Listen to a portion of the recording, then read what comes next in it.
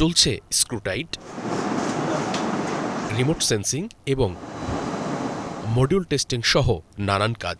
ঢাকার মোহাম্মদপুরে নিজেদের ল্যাবে এভাবেই মহাকাশ যাত্রার স্বপ্ন বুনছে একদল উদ্যমী তরুণ। সবকিছু ঠিক থাকলে আগামী ২৮ মার্চ নিজেদের তৈরি রোভার মাইরেজ 1.0 নিয়ে নাসা হিউম্যান এক্সপ্লোরেশন রোভার চ্যালেঞ্জে চূড়ান্ত পর্বে অংশ নিতে যুক্তরাষ্ট্রের উদ্দেশ্যে যাত্রা করবে ড্রিমস অফ বাংলাদেশ। ৮,০০০ প্রতিদ্বন্দ্বী দলকে পেছনে ফেলে প্রতিযোগিতায় চূড়ান্তভাবে অংশ নেবে ৭২টি দল। এসব দলের মধ্যে এশিয়া ও দক্ষিণ এশিয়ার ৭টি দলের মধ্যে একটি হল dreams of Bangladesh presents Bangladesh moonlander rover team. প্রতিযোগিতার চূড়ান্ত পর্বে পৌঁছাতে প্রস্তাবনা, ডিজাইন রিভিউ, অপারেশন রেডিনেস ছাড়াও নানা পরীক্ষার মুখোমুখি হতে হয়েছে দলকে। এছাড়া রোভার তৈরির বিভিন্ন কাঁচামাল পাওয়াও ছিল বেশ চ্যালেঞ্জিং। আমাদের পাওয়ার ম্যানেজমেন্ট, তারপর হচ্ছে আমাদের ডিজাইনটাকে কিভাবে কম্প্যাক্ট করা যায়, রোভারের যে ফেব্রিকেশনের কাজ, প্রত্যেকটা কাজ হচ্ছে আমাদের নিখুঁতভাবে করা লাগছে। সো আমাদের প্রত্যাশা হলো নাসার কম্পিটিশনের গণ্ডি ছাড়িয়ে আমরা হচ্ছে বাস্তবে চাঁদকে এক্সপ্লোর করতে চাই।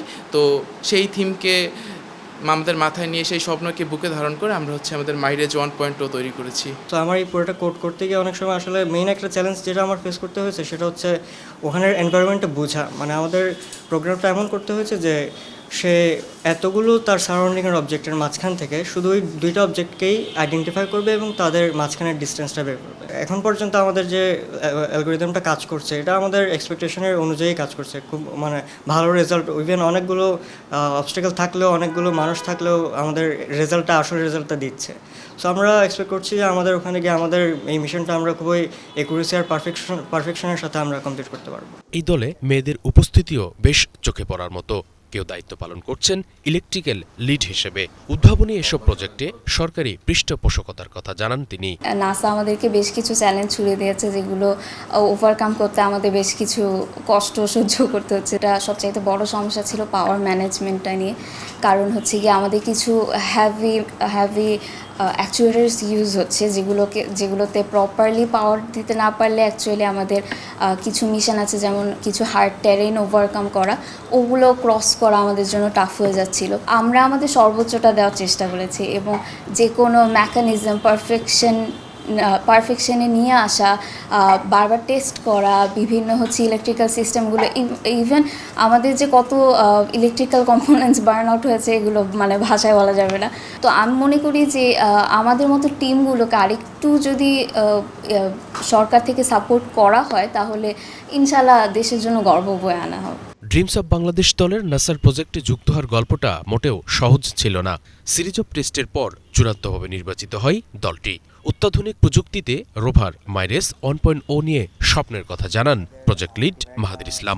আমরা প্রায় নাসার দেয়া বিভিন্ন চ্যালেঞ্জ অতিক্রম করে এবং এখন পর্যন্ত আমরা প্রায় 8টিরও মতো অধিক আমরা স্টেপ পেরিয়ে আমরা বর্তমানে এখন ফাইনাল স্টেজে আছি। আমাদের ফাইনাল এক্সকারশন হবে। ফাইনাল এক্সকারশনের মধ্যে হচ্ছে আমরা আমাদের রোভারটার যে চ্যালেঞ্জগুলো নাসা আমাদেরকে দিয়েছে, যে মিশনগুলো আমরা দিয়েছে, আমরা তাদেরকে শো করে দেখাবো আর কি জিনিসগুলো। ওইটার উপর মার্কস ডিপেন্ড করে আমাদের রেজাল্ট করা হবে ইনশাআল্লাহ।